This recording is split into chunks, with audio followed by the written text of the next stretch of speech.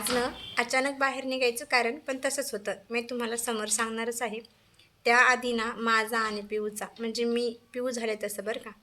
नाहीतर नंतर काय बोलते. माझा आणि पिऊचा म्हणजे पिऊ झाल्यानंतरचा पहिला प्रवास होता की आम्ही बसनं किंवा ऑटो रिक्षानं करणार आहेत.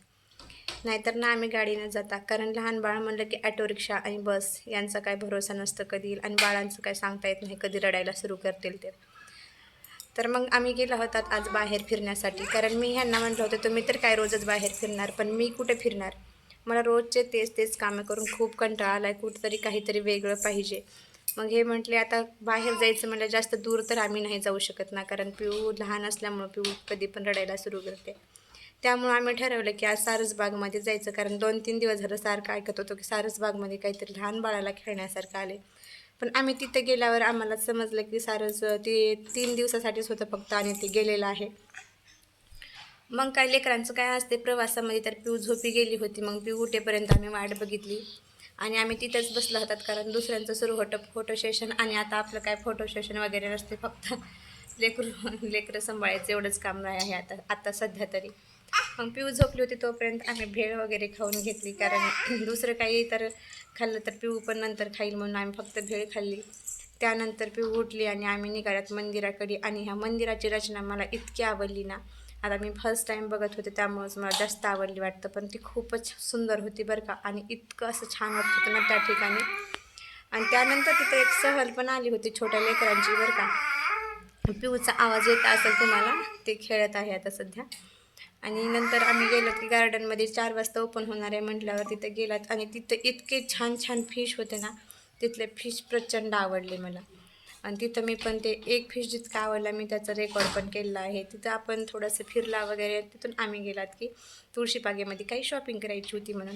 आणि योगायोग असा झाला की मी फर्स्ट टाईम दगडूशेठ गणपतीचं हलवाई गणपतीचं दर्शन घेणार होते. म्हणजे मी बाहेरून घेतले होते पण आतमधून माझं ना मी कालचा दिवस माझ्यासाठी लकीच होता की म्हणजे मला आतमधून दर्शन करायला भेटलं. आणि दर्शन तर करायला भेटलं आणि त्याच्यासोबत म्हणजे मला प्रसाद पण भेटला. म्हणजे आम्ही एकदम आरतीच्या टायमिंगसाठी गेला होता आणि मला प्रसाद पण भेटला. आम्ही आरती वगैरे प्रसाद वगैरे घेतलं आणि त्यानंतर आम्ही म्हटलं की आता तिथे त्यांना कुंदा चहा आवडते. मग तिथला कुंदा चहा वगैरे घेतला आणि आम्ही निघालात घराकडे. आता बाहेर आलात आहोत तर म्हटलं की बाहेरच आज सर्व बाहेरच व्हायला पाहिजे. म्हणून आम्ही जेवण वगैरे पण बाहेरच करायचं ठरवलं होतं. पण ते आमचा प्लॅन काय फ्लॉप झालेला आहे. कारण पिऊ झोपली होती त्यामुळं ते काही आम्हाला शक्य झालं नाही. त्यामुळे आम्ही घरी जेवून खिचडी करून खाल्लेली आहे. आणि आम्हाला जायचं होतं की आम्हाला आमची गाडी आणण्यासाठी. कारण आम्ही आमची गाडी लावली होती सर्व्हिसिंगला. त्यामुळंच आम्ही ऑटो रिक्षाने गेलो होतात. मग आमची गाडी पण घ्यायची होती आणि बाहेर जायचं रिझन म्हणजे काय माहिती आहे का. मी ह्यांना असं म्हटलं होतं की तुम्ही तर किती फिरता ना आणि मला घरात बसून बसून खूप कंटाळा आला आहे. आणि एकटी पिऊला सांभाळते त्यामुळं तर मला जास्तच कंटाळा येतो. रोज रोज तेच कामे रोज हिच्याच मागं पडायचं. त्यामुळं जीव कदरून जाते. तुम्हाला पण असंच होते का मला कमेंट बॉक्समध्ये सांगा. आणि सध्या तर माझी चिडचिड इतकी वाढलेली आहे की बापरे. ते कशामुळं होते ना मला तर समजतच नाही. पण खूप चिडचिड होते. आणि इथं आल्यावर पिऊची नाटकं बघा तुम्हाला मी दाखवतच आहे. चला बा.